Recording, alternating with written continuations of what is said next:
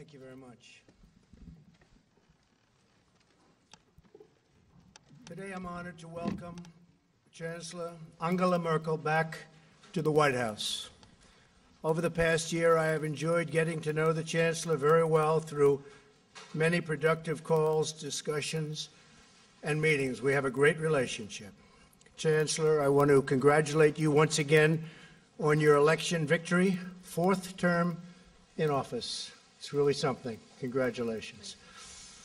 We're also pleased to have our newly confirmed United States Ambassador to Germany, Richard Grinnell, outstanding man, and he's with us today. And Richard, congratulations. Do a great job, and I know you will. Thank you. This confirmation was long overdue. We've been waiting a long time for Richard to get his clearance, and he got it, and it's going to be special. But we have a lot of people that are waiting approval, and the Democrats have been treating us extremely unfairly, and they're going to have to move it along. For decades, the alliance and friendship between Germany and the United States has advanced the cause of peace, prosperity, and freedom. Today, our nations face a wide array of shared challenges and opportunities, and I am confident that we will meet them together with the same strength and resolve that has always defined the United States-German friendship. This afternoon, I want to congratulate the Republic of Korea on its historic summit with North Korea. We're encouraged by President Moon and Kim Jong-un's express goal of complete denuclearization of the Korean Peninsula. I will be meeting with Kim Jong-un in the coming weeks. We look forward to that, and hopefully it will be productive. I want to thank Chancellor Merkel for her leadership in our campaign of maximum pressure on the North Korean regime, which has helped us to reach this moment where we are right now. It's taken a long time, many, many decades to get here. Let's see what happens. We seek a future of peace, prosperity, and harmony for the whole Korean Peninsula, unlocking not only a brighter future for the people of Korea, but for the people of the world. However, in pursuit of that goal, we will not repeat the mistake of past administrations. Maximum pressure will continue until denuclearization occurs. I look forward to our meeting. It should be quite something. In our meetings today, the Chancellor and I discussed Iran. The Iranian regime fuels violence, bloodshed, and chaos all across the Middle East. We must ensure that this murderous regime does not even get close to a nuclear weapon, and that Iran ends its proliferation of dangerous missiles and its support for terrorism. No matter where you go in the Middle East, wherever there's a problem, Iran is right there. As we eradicate what little remains of ISIS in Syria, we must also ensure that Iran does not profit from our success. To prevent this outcome, it is essential that our coalition and regional partners step up their financial and military contributions to the anti-ISIS efforts. Some of these countries are immensely wealthy, and they're going to start paying for it and paying for this tremendous help that we've given them. The Chancellor and I also had a productive discussion about the security of Europe and the responsibility of European nations to properly contribute to their own defense. We addressed the need to strengthen NATO and the NATO alliance, honor their commitment to spend 2% and hopefully much more of GDP on defense. It is essential that our NATO allies increase their financial contributions so that everyone is paying their fair share. We look forward to seeing further progress towards improved burden sharing. A lot of people have stepped up, a lot of countries have stepped up, and they're going to have to continue to do so. Tremendous amount of additional money has been raised for NATO over the past 16 months, and I'm proud to have helped but they have to keep going. In this age of international crime, smuggling, terrorism, and trafficking, it is also essential that we have strong border security and immigration control. This is fundamental to national defense. Also vital to our security and that of our allies is America's ability to maintain a strong and robust manufacturing base, which we really are doing in the United States. We have additional steel plants opening. Steel plants are expanding. Aluminum is doing great. A lot of things are happening that were never going to happen before.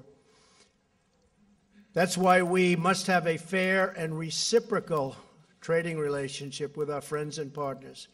We have a trade deficit in goods with the European Union of approximately, hard to believe, $151 billion a year, including a $50 billion annual trade deficit in autos and auto parts. I'm committed to working with Chancellor Merkel to reduce barriers for United States exports, to remedy these trade imbalances, and deepen our economic ties. We've been promoting major reforms to international organizations like the World Trade Organization, which has not treated the United States well to protect sovereignty and ensure fairness.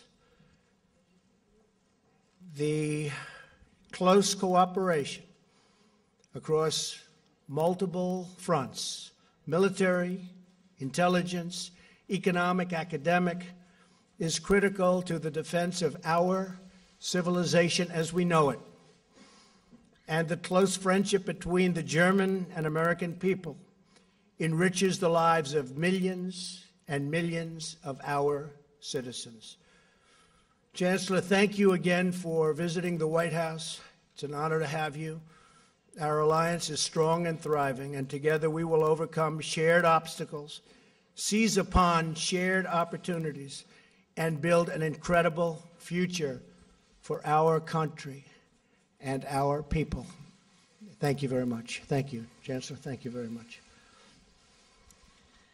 Ja, danke schön. Ich möchte mich vor allen Dingen für den Empfang hier heute bedanken im Weißen Haus. For the very warm reception here in the White House and for giving us this opportunity to have an exchange of views. This is my first visit after the re-election to a country outside of Europe, and I thought it was very important to underline that for Germany, the transatlantic ties are of prime importance. We are very much aware of the fact that these transatlantic ties are for us of crucial, of indeed existential importance. These transatlantic ties have given a great contribution to our reunification. The first part of my life I spent on the other side of the Iron Curtain, and the fact that it was possible for our country to reunite is essentially due to the United States and their contribution, and this will be most important also for our future cooperation that is more urgently needed than ever in view of the turbulences all over the world. So Germany will continue to be a reliable partner in NATO, in our alliance,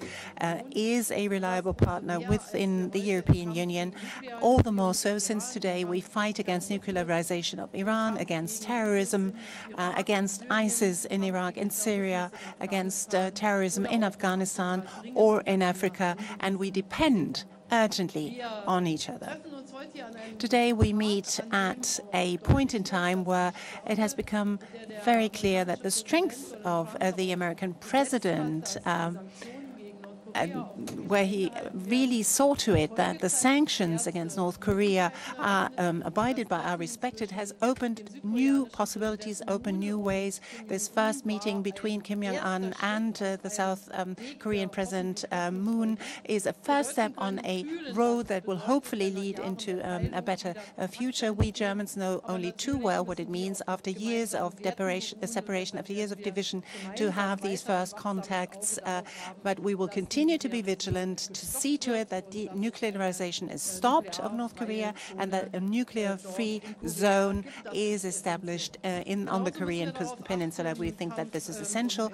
We will have to see also in our fight against the Iranian attempts to become nuclear will go on. We are of the opinion that the JCPOA is a first step that has contributed to slowing down their activities in this particular respect, to also establish a better verification and monitoring process. But we also think, from a German perspective, that this is not sufficient in order to see to it that Iran's ambitions are curbed and are contained. It is most important to see that Iran, after all, is trying to exert a geopolitical influence in Syria, in Lebanon, and in Iraq, and we have to see to it that this attempt at influence is curbed, is contained, and that beyond JCPOA, reliability can be established. And I think that Europe and the United States of America ought to be in lockstep on this, or to work together very closely, also to end the terrible bloodshed in Syria and to bring about a solution for the region as a whole. Beyond that and over and above that, we also addressed the tasks that we see ahead on defense. Germany in 2019 is going to earmark a share of 1.3 of its GDP on defense. That has been an increase over the past few years.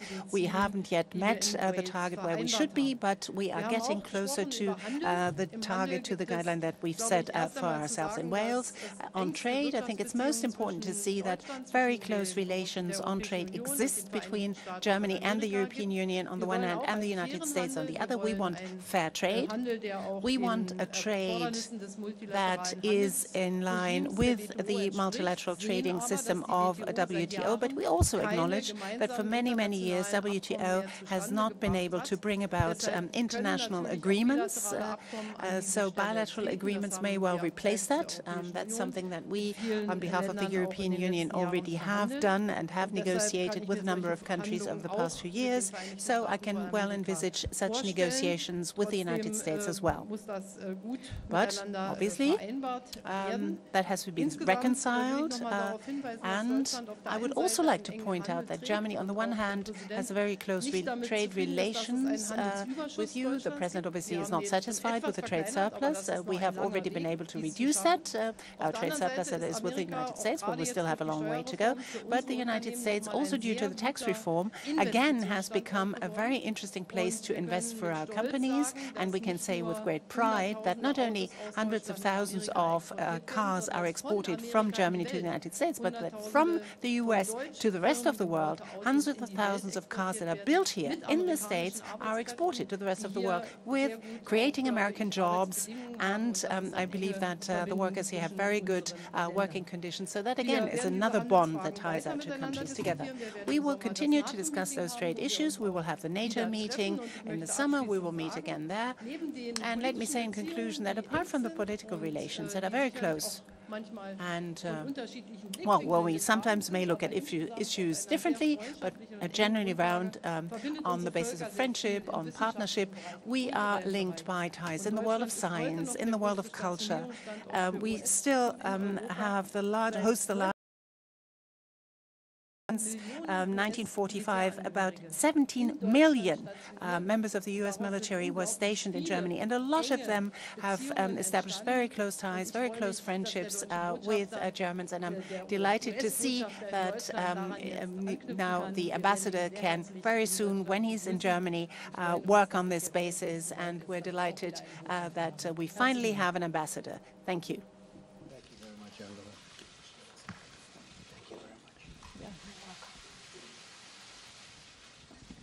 All right, we'll take some questions. Blake Berman, yes. Blake. Thank you, Mr. President. Chancellor Merkel, I'll ask a couple questions of the President first. I want to ask you, let's step over, it's crowded in here. I want to ask you about on which you said about North Korea that they've played the U.S. in the past like a fiddle, but that's not going to happen to us.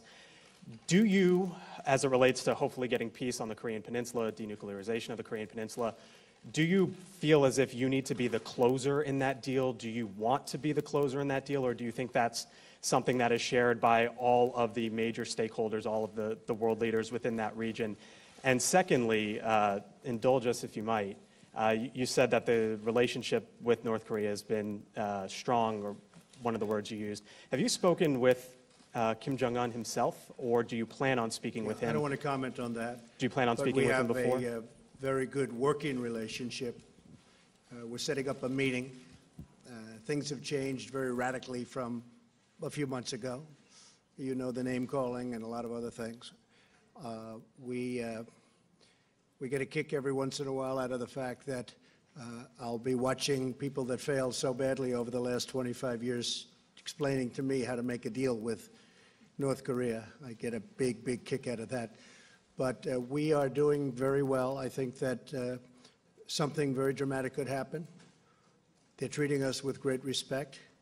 And you know what's going on with South Korea. And I think President Moon of South Korea was very generous in saying that we helped make the Olympics a great success because of the fact that, as you know, there was a tremendous animosity, there was a tremendous problem going on, and all of a sudden people started buying tickets because whole different feeling when North said, we'd love to go to the Olympics. So a lot of good things are happening with respect to North Korea. President Obama told me when I had the one meeting with him, he said, that's your biggest problem. That's going to be the most difficult thing you have. And honestly, I wish it was handled earlier. I wish it were handled by another administration years ago. I'm not just talking about President Obama. I go back to any administration you want.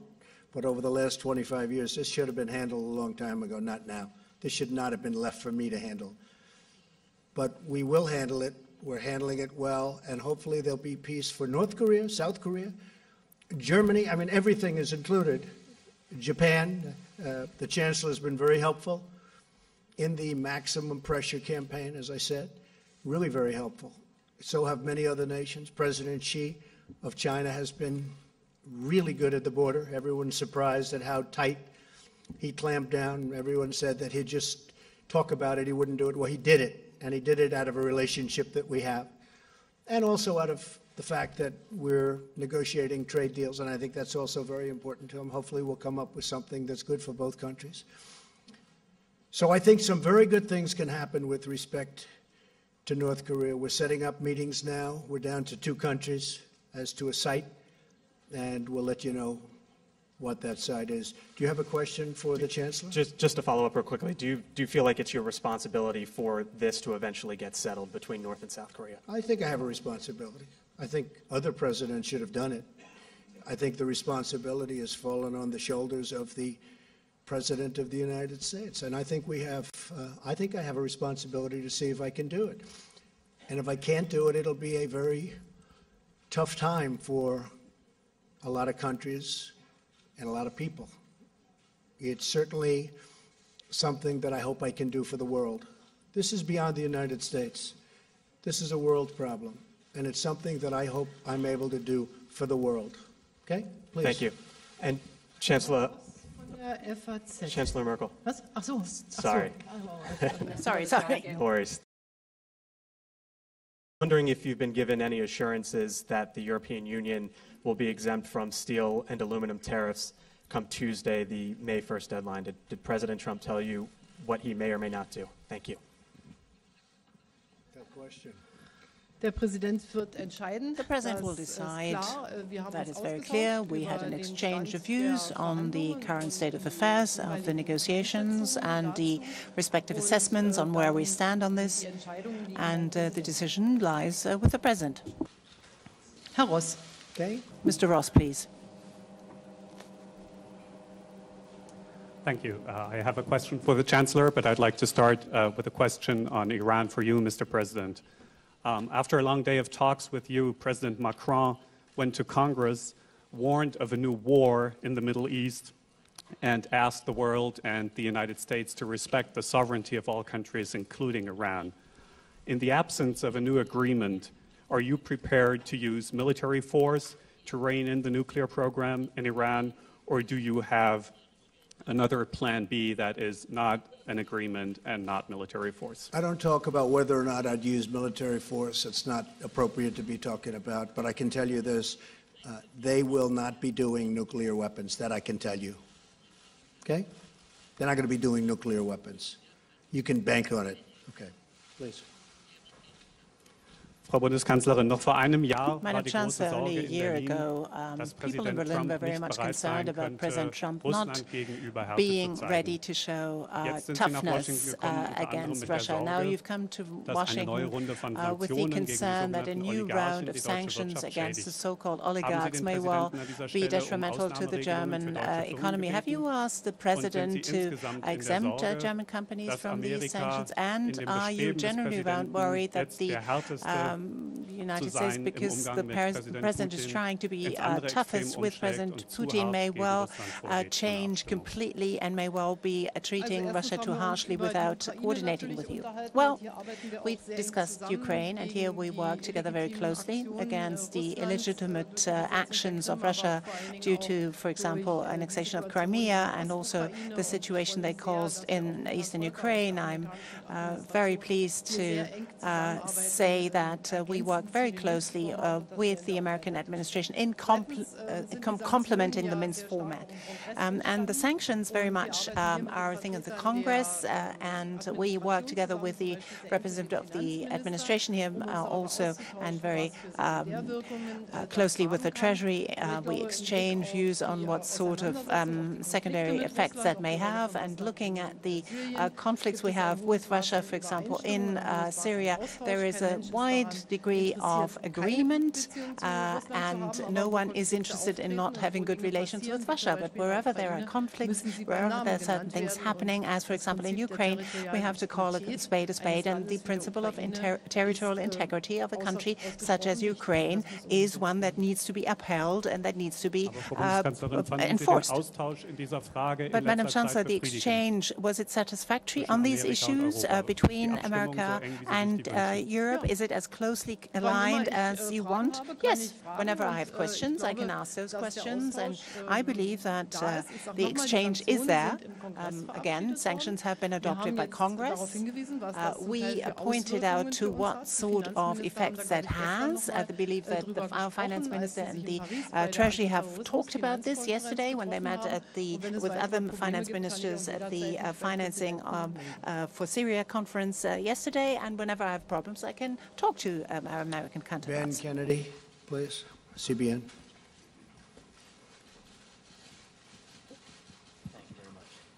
Mr. President, two questions for you. The first one's on Ronnie Jackson. It's been 1 day since he bowed out. I know it's only been less than 24 hours. Have you have a new nominee for the Secretary for the Department of Veteran Affairs? And my second question is on the U.S. Embassy set to open in Jerusalem in 3 weeks. Have you decided if you do plan to attend? And also, can you confirm if Treasury Secretary Steve Mnuchin is leading a delegation that could include your son-in-law, Jared Kushner, and Ivanka Trump? Ronnie Jackson, Admiral Doctor, is one of the finest men that I've met over the last long period of time. High quality family. I just met them. And I explained what happened. I explained that Washington can be a very mean place.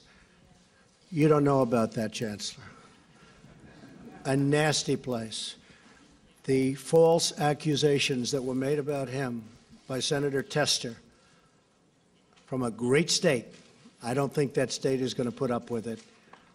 These were false accusations about a great man, about a man who has a son who's a top student at Annapolis, about a man that's given his life to this country and to the military, a brave man. He would have been a great leader. To say the kind of things that he said, you had President Obama giving him an A-plus report. You had President Bush giving him an A-plus report. You have President Trump giving him an A-plus report. And to make statements of things that most people said never happened, never even happened, calling them names was, to me, a disgrace, an absolute disgrace. And I think it's something we learn from. I called him today. I said, in a certain way, you're in a very big way, you're an American hero because you've exposed the system for some horrible things. I've had it happen to me with the Russian collusion hoax. It's a hoax. But I came into the job understanding that things happen. He didn't. He's a great doctor. He's a great admiral. He didn't really think a thing like this could happen. And I think it's a disgrace. So I just want to comment on that. And actually, I'm glad you asked the question. I think this man has been treated, he's an American hero, and I think he's been treated very unfairly. Okay? As far as a nomination, have you put forward a new nomination yet? I have many people that want the position, if you can believe it. With all of this being said, we have some excellent people, some very political people, some people that a thing like that wouldn't happen, or if it did happen, I guess they'll handle it somewhat differently. But we have many people that want that job. We're very proud of the job we've done for the veterans. The veterans have been, we've gotten accountability approved, which is something that for years they've been trying to get. As you know, they couldn't get it approved. We got accountability. So that when somebody treats our veterans badly, we can fire them so fast, almost as fast as they fire people in Germany. We'll get rid of them. And I will tell you, we're getting choice. We're putting choice in very, very strongly. We have tremendous support in the Senate for that. But I have a lot of people that want the job. We're doing a great job over there for the vets. And, you know, that was one of the things that to me was the most important. We had tremendous support from the vets. We're getting great reports. But getting a thing such as accountability done, we'll be soon getting choice done. Meaning, if a veteran stands online and can't get to a doctor for various reasons, they're going to a private doctor and this country is going to pay. They're not going to wait 9 weeks online for a cure to something that could have been very easy to cure, and then they end up dying from it. So we're going to, I'm very proud of what we've done, and I will tell you, your new head of the VA is going to be very exceptional. We have some exceptional people that want to do the job. Okay. Before I get to Chancellor Merkel, I wanted to backtrack to the U.S. Embassy opening up in Jerusalem. You said in the past that you would like to go. So they came to me. This is a little bit about government. Somebody said, could I tell this story? And they came to me with a proposal for a $1 billion embassy in Jerusalem. And the papers, Mike Pence can tell you, the papers were put before me to sign an application for more than $1 billion to build an embassy. I said, what are you talking about, $1 billion? You know, most embassies are like a single story. And they said, yes, sir, it's $1 billion. And I had my name half signed. Then I noticed the figure, and I never got to the word Trump. I had Donald signed, but I never got to the word Trump. And I called my ambassador, who's a great lawyer. Most people in business know David Friedman. He's the ambassador to Israel and loves Israel, loves our country, loves Israel too. And I said, what's this $1 billion? He said, I can build it for $150,000. I said, what? He said, I can build it for $150,000, the embassy. We have a building, we have the site, we already own the site, we own the building. I can take a corner of the building, and for $150,000, we can fix it up, make it beautiful, open our embassy. Instead of in 10 years from now, we can open it up in 3 months. And that's what we did. But I said, David, let's not go from $1 billion to 150,000. Let's go to 300,000-400,000. And that's what we did. We would take a piece of the building. It's going to be beautiful. And it'll be somewhat temporary, but it could be for many years, because by the time they build it the other way, it's going to be many, many years. They were looking for sites. We already have a site. And we have a great site. The site's better than anything you could imagine. But that's the way government works. They were going to spend $1 billion, and we're going to spend much less than $500,000. Could have done it for much less than that, but I said, let's make it really nice. So that's what it is. I may go, very proud of it. Jerusalem has been a subject that's been promised for many years, as you know, the embassy in Jerusalem. It's been promised for many, many years by presidents. They all made campaign promises, and they never had the courage to carry it out. I carried it out. So I may go. It's getting ready to open. And I do want to tell that story, though, because there are a couple of people that got to see it, including Mike, but others, where literally they were going to spend $1 billion, and we're spending a tiny, tiny fraction of that in the hundreds of thousands of dollars instead. And it will be very nice. Maybe it'll be nicer than $1 billion building. Okay? For the Chancellor, please. Well, Chancellor, I wanted to ask about the Iran nuclear deal. You just heard President Trump say that Iran will not be restarting the nuclear program. You can bank on it. Do you fear that if the U.S. backs out, that Iran will restart their nuclear program? And also, you're the second European Union leader or European leader to stop here at the White House this week. What improvements did you recommend to the President that needs to be changed in order to keep the U.S. in the deal?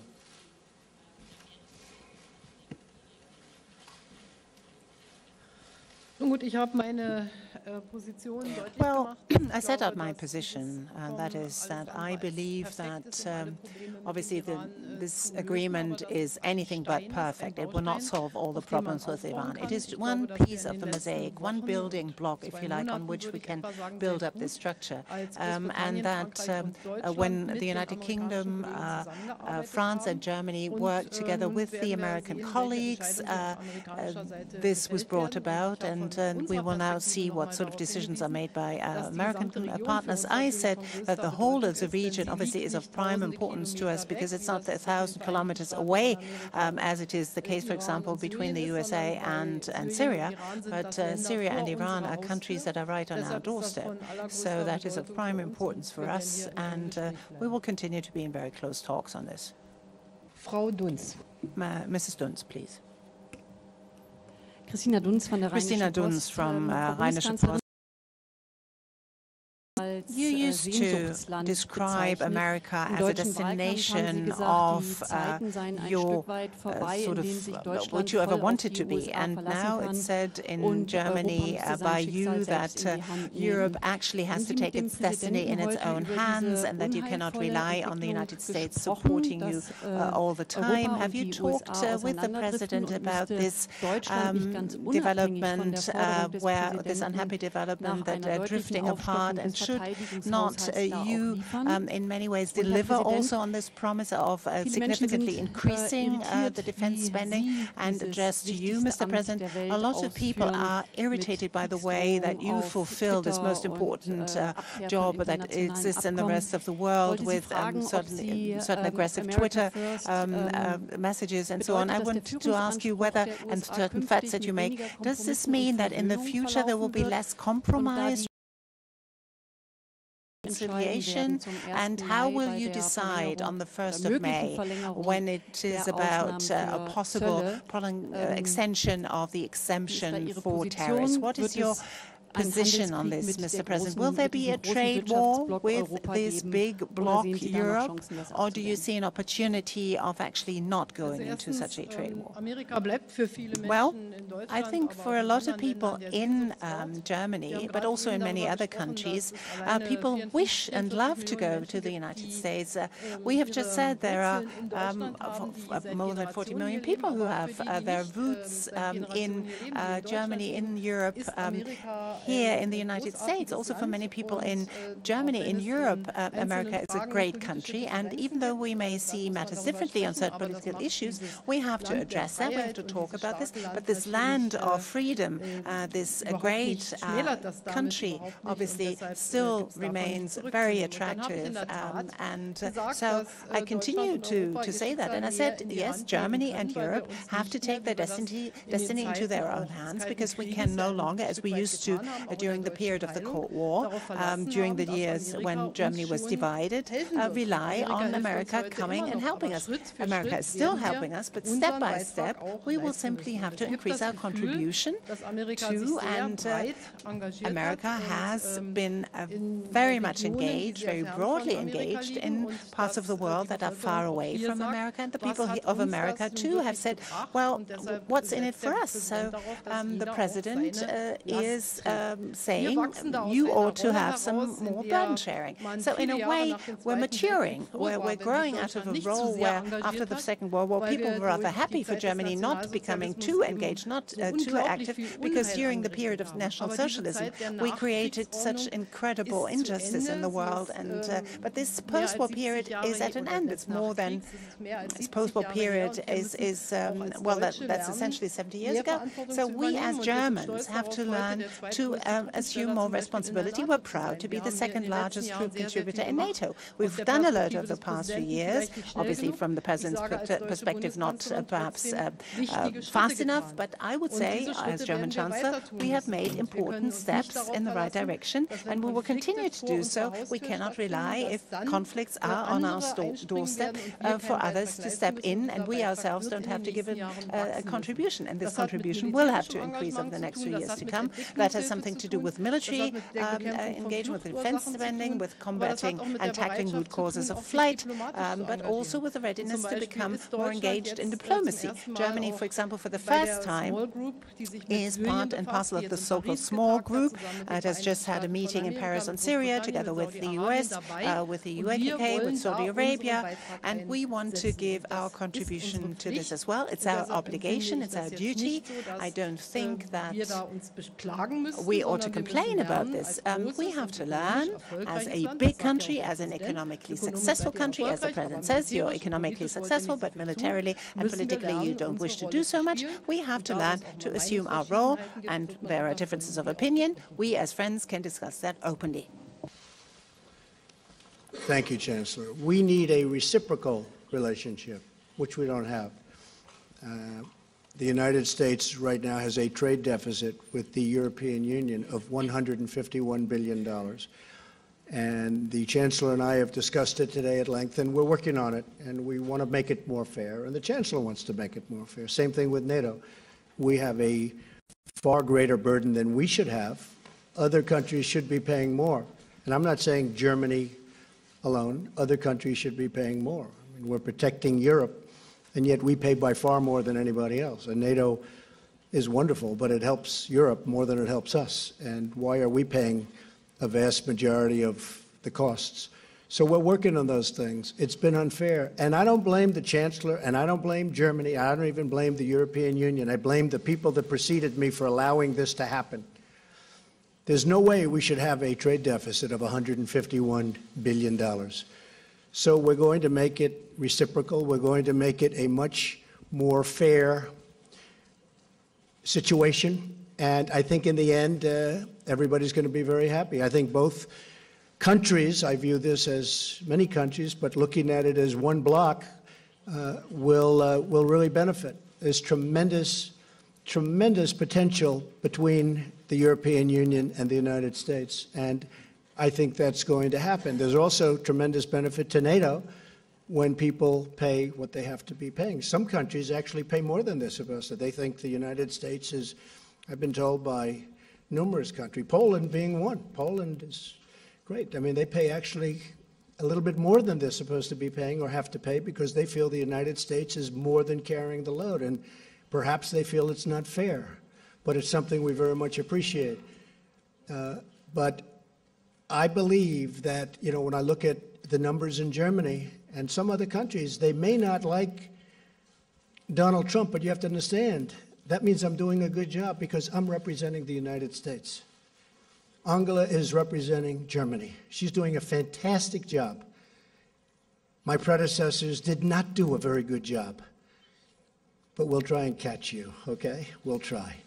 We're going to have a reciprocal relationship, and it's going to be something that benefits all of us, okay? Thank you very much.